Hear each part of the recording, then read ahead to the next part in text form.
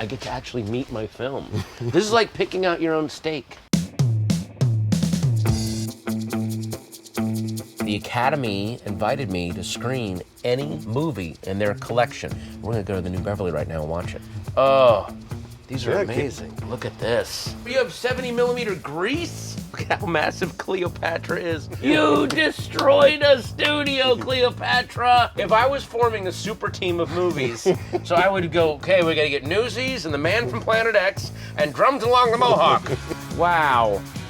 Oh, here we go. Blast of Silence. 1961 neglected film noir masterpiece. You get spotted before the hit. The contract's off. You understand me?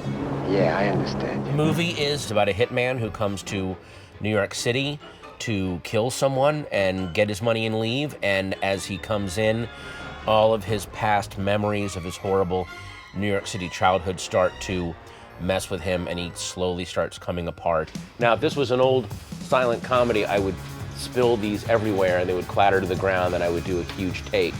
But I have respect for cinema. Here we go.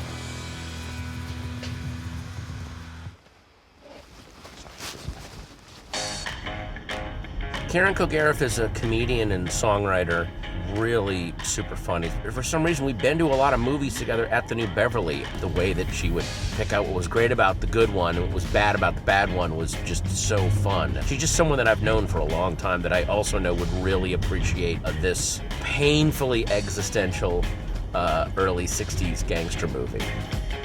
Oh, this makes the best popcorn in the city. The hopes and dreams of so many movie geeks are floating around in this thing. All right, let's grab a cookie and go in.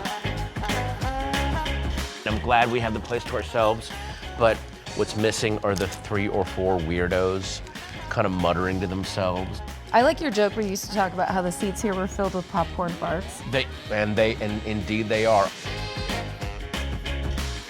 The New Beverly was run by a man named Sherman Torgan. I went there pretty much almost every night between 1995 and 1997, and it was a walk through his own mental film library. So it was a $6 a night film school for me. When you watch a movie in a theater, you are in the hands of whoever has made that movie. It's a very human experience to learn about yourself, what pulls you into a world and makes you lose yourself, and what doesn't and reminds you of, oh, this is what I love and this is what I hate. Oh, Frankie Bono. Poor bastard. The tea is hot. The jazz flute is loud. You're nervous. It's all atonal. What is this new music? I love a movie with a voiceover where the voiceover is basically berating the lead character the whole movie. Get it together. Keep walking. Well, yeah, no, stop. Hang on.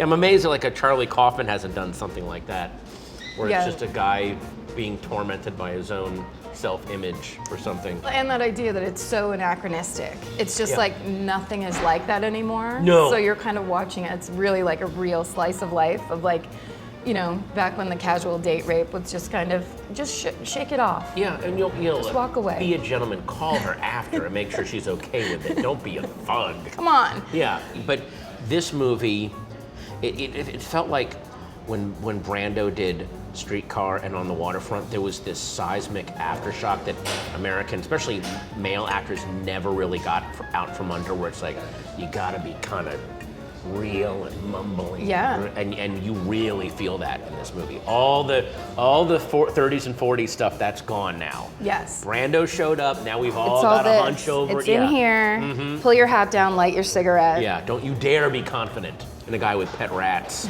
I like that he was in it though. You never see guys like that in those kinds of movies. Just a big fat guy with a beard. Yeah. If you're the guy in the noir film that can supply the unregistered guns, you're the one guy that gets to do whatever the hell you want because they like have eat to come to bologna you. with rats. Yeah, all exactly. Day long. He could wear a dress. You're like, and nowhere else to get guns. You gotta come to Fat me. Peters, whatever his name was. Seeing movies in LA, not just at the New Beverly, but anywhere, a lot of the audience is here to get on the other side of the screen. So you're not just watching it with people that I want 2 hours of entertainment and go back to my job. It's people that are looking like, how do I get through that? It's people who stay and read the credits. Yes. Yeah, and when I saw Argo, You would have thought we were watching Citizen Kane because it was like a movie about Hollywood becoming victorious Hollywood and saving human democracy. lives. Yeah. Yes, exactly. Oh, yeah, that's right. It practically got a standing ovation, and I was just like, "Yep, hometown." It Yeah. was hilarious to me. So like half the audience was almost cheering for like, this will show them back home. I am doing the right thing. Just because I rent an office. All those headshots I took are someday going to save orphans.